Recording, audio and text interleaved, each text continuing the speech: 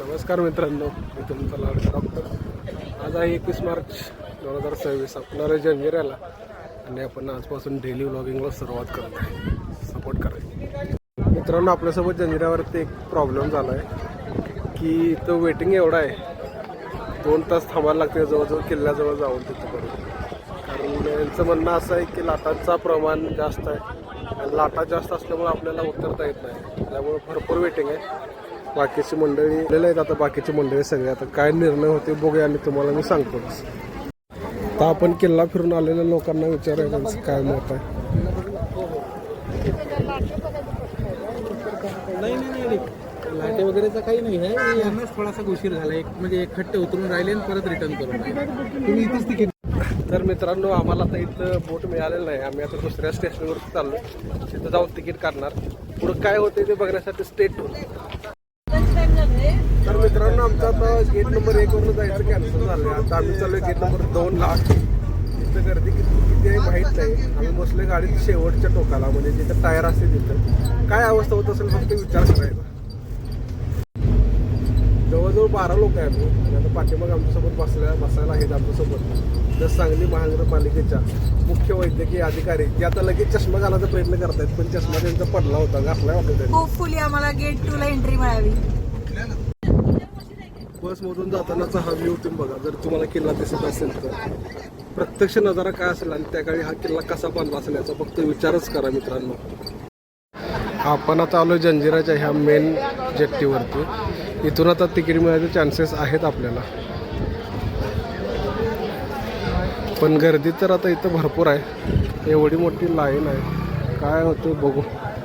आता प्रॉब्लेम असा झाला आहे की तिकिटासाठी लागते फक्त कॅश आणि आमच्याकडे कॅश तर नाही आहे. मी आता चाललोय परत कॅश आणायला. तिकिटाच्या रांगेत थांबून दमला असतील. जवळजवळ एवढ्या लोकांचं मीटिंग आहे, आम्हाला काय जेवायला जायला जमलेलं नाही. बाकीचे लोक जेवण आले, आम्हाला जेवणाचं पार्सल आणलं, आम्ही तर जेवणार.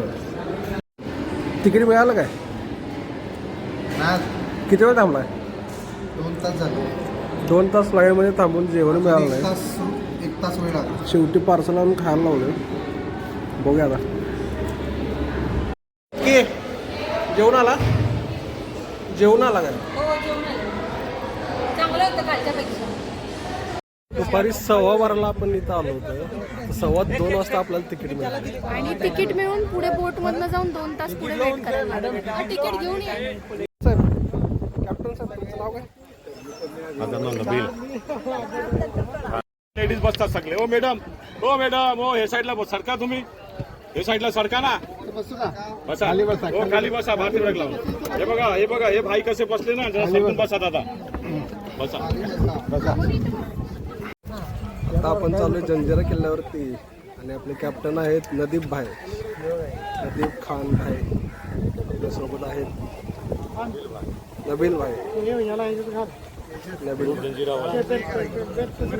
कौन से वाले? राजपुरी जंजीरा किला वाले. ओके भाई, बोट वाले. आप अगर कभी आए जंजिरा तो इनके बोट से ही जाना.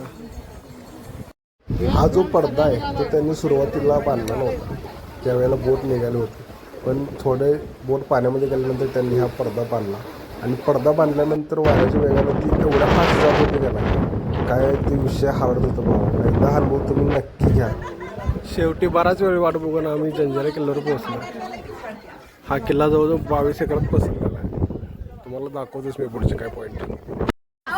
हो भैया, तिकीट मिळाले काय? जंजिरा किल्ल्यावरचा एक असा स्पॉट जिथे गेल्यानंतर पूर्ण किल्ला आपल्याला दिसणार आहे. हा जर नजारा बघायचा असेल तर स्टे ट्यून. जंजिऱ्यावरून दिसणारे दुसरं दृश्य म्हणजे इथून जवळ असणारा पद्मदुर्ग किल्ला, जो की संभाजी महाराजांनी बांधला होता. किल्ल्याच्या पश्चिम बाजूला एक इथं ही एंट्री आहे. ही कशासाठी, म्हणजे मासेमारी लोकांसाठी की टुरिस्टसाठी फिरण्याची जागा आहे? हे जर तुम्हाला माहिती असेल तर कमेंट करून नक्की सांगा.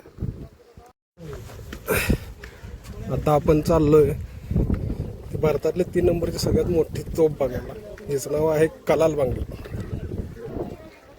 तर ही ती तोफ आहे कलाल बांगडी, जी भारतातली 3 नंबरची सगळ्यात मोठी तोफ.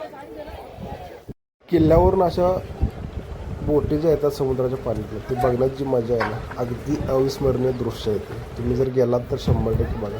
हे डस्टबिन पडलं होतं जे आम्ही आणि आमच्या पप्पाने उचलून ठेवलं आणि त्याला दगड लावला जेणेकरून ते परत पडू नये यासाठी.